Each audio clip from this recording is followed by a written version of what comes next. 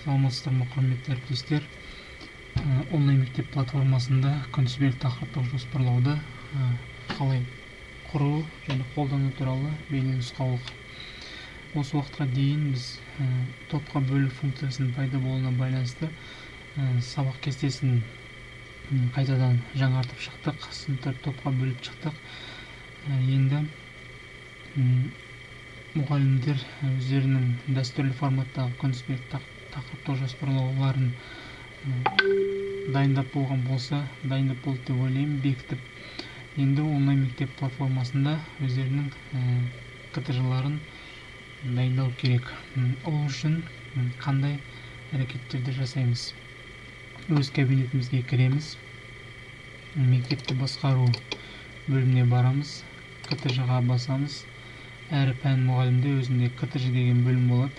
Сол жерде өздерінің сабақ беретін сыныптар ашылады. Мысалы, мен 5-ші сыныпты таңдаймын. 5А-ны таңдаймын. Сол жерде информатика, өз пәндеріңізді іздеп тауып аласыздар. Мысалы, информатика. Менде мұнда 6 сабақ жарияланған. Енді тағы 7-ші сабақты қосып көрейік. Ең бірінші батырмалармен танысып алайық. Excel-ге жүктеу, ол дайын КТЖ-ны жүктеп аласыздар. Кестеге жариялау бұл міндетті қадам, өйткені бір тоқсанға барлық тақырыптарды енгізіп болған соң, тақырыпты қосу арқылы сіз міндетті түрде кестеге жариялауыңыз керек. Бұл сабақтардың барлығы оқушыларға көріну үшін тақырыптардың барлығы. Келесі КТЖ-ны көшіру. Бұл параллель сыныптар егер болса, қатар сыныптарға беретін болсаңыздар, онда жұмыстарыңыз кішкене жеңілдейді. Күнделік кезет платформасындағы сияқты әрекетті орындасаңыздар болады. Енді тақырыпты қосып көрейік. Тақырыпты қосу платформасына басамыз. Сабақтың түрін таңдаймыз. Бұл жерде білімнің сабақтар және менің сабағым. Осы екеуін қолданасыздар күнделікті сабақтарға. Білімнің егер сабақтарыңыз жоқ болса, онда өздеріңіз сабақтар құрып, менің сабағым арқылы қоссаңыздар болады. Ал БЖБ мен ТЖБ-ны ол өзінің мерзімін келген кезде қолданасыздар. Қазір мен білімнің сабақтарын таңдаймын. Тізімнен, егер де сізде білімнің міндетті сабақтар болатын болса, міндетті түрде сізде осындай бір тоқсанға арналған тақырыптар шығады. Мен мысалы ақпаратты екілік кодтау арқылы ұсыну деген таңдаймын. Күн таңдау. Бұл жерде күнді сіздерге шықпайды, өйткені 7-ші 6 аптаға тұр ғой. Енді 7-ші аптада менде әлі сабақ кестесі жасалмады, сондықтан да бұл жерде күн шықпайды. 7-ші аптаға сабақ кестесі жасалса, бұл жерде күн пайда болады. Сондықтан күнді таңдамай сақтау батырмасына басамыз.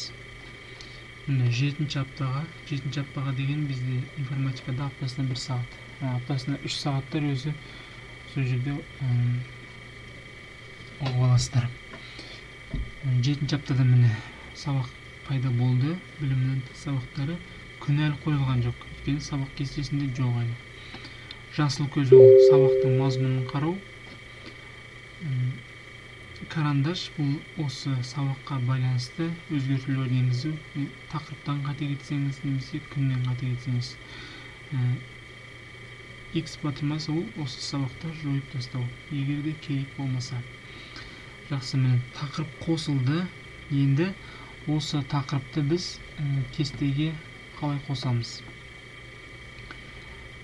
Қазіргі кезде білесіздер, сабақты қосу сынып жетекшіде де, одан кейін әр пән мұғалімнің өзінде де доступ бар. Сондықтан әкімшілікке қарамай өздеріңізде қоса берсеңіздер болады. Мен сіздерге қазір сол жолды көрсетемін. Кестеге басамыз.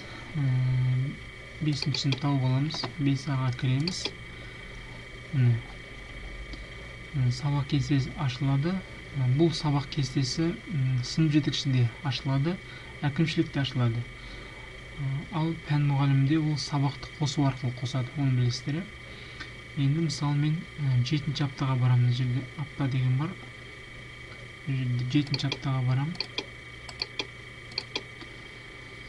Мен сабақ мысалы жұма күн болады, мен жұма күнге қосамын. Информатика. Топты таңдаймын. Оқытушыны таңдаймын. Тақырыпты таңдаймын. Ақпарат екілік кодтау деген мен 7-ші сабақ қойғам, соны таңдаймын. Сабақтың басталу уақыты, аяқталу уақыты бұл. Сіздер егер бейне конференция ұйымдастырғыңыз келсе, сол кезде қоясыздар. Сақтау батырмасын басамын.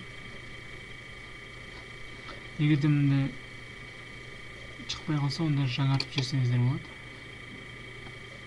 Шықты. Бірінші топ. Енді қайтадан КТЖ бөліміне барамын да. Пейсаға кіремін мысалы. Міне менде жаңағы мұнда күн болмады ғой, енді 7-ші аптаға күн пайда болды.